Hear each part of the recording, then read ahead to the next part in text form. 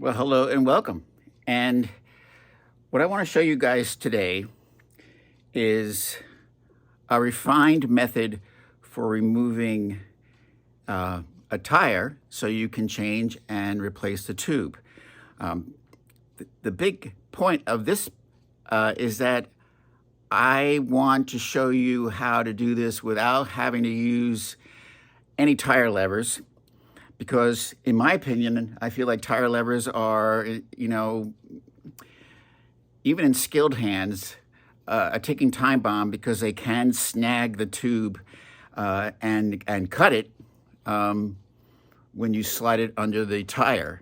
So this whole method is designed to show you how you can remove even the most stubborn tire.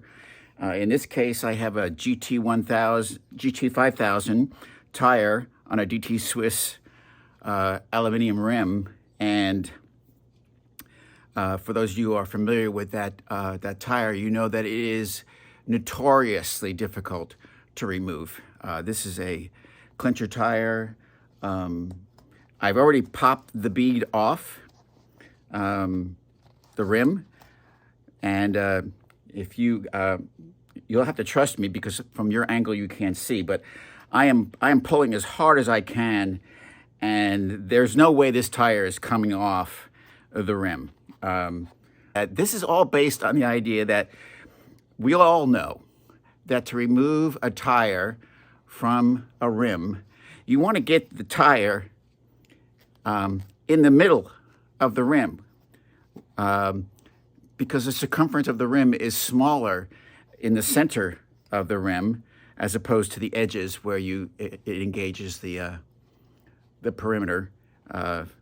So, a lot of times you'll see people they'll go ahead and I hope you can see here, they'll go ahead and they'll push the tire towards the center all around.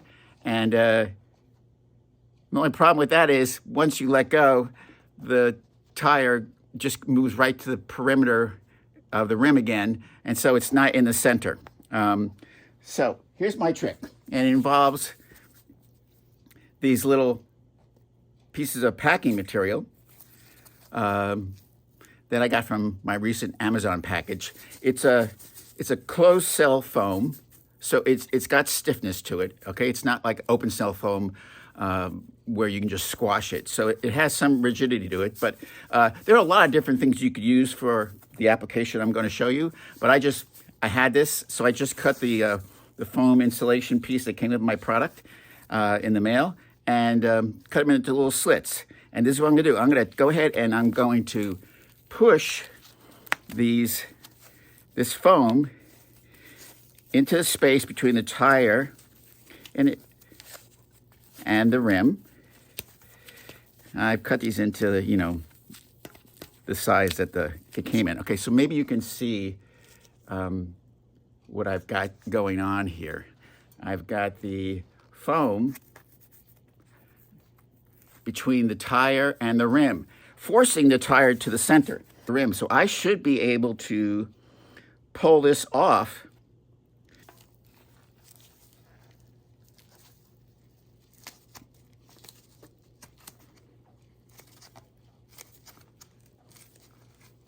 and there we go. So off. It would have been impossible to have gotten it off without, to be honest, 3 tire levers under normal circumstances. So, all right, let's pause and I'll be back in a jiffy. All right, I'm back, and I've got my new Ride Now inner tube installed, and as you can see, and I'm sure those of you who've changed tubes before, it's really not difficult to get one side of the tire onto the rim. So I was able to do that with my hands and even with these GT 5000s. But then when you flip it over and you go to the other side, this is where I think most of you can relate to what's happening to me.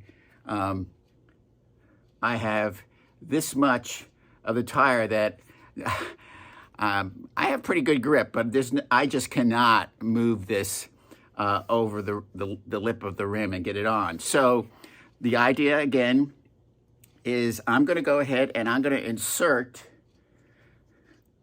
these foam spacers on this side, the side that I'm having trouble getting on. I'm going to insert foam spacers all the way around here, pushing that tire to the center of the rim where the circumference is smaller, and that should give me the space I need to get this on. So I'm going to pause here, since you've seen me do that before, and I'll get back to you once I've inserted all the foam pieces. Okay, so I'm back, and you can see that I have pushed the foam pieces all around the rim, leaving just this section remaining that I'm trying to get onto the rim. But now that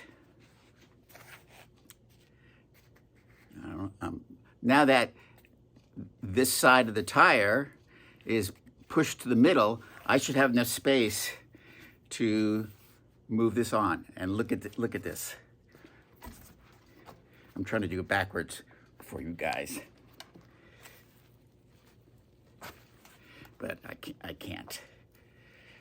And you gotta trust me. It's going on now. Normally this would, and there we go. It's on. Just a little thumb pressure. And then you can just take these out.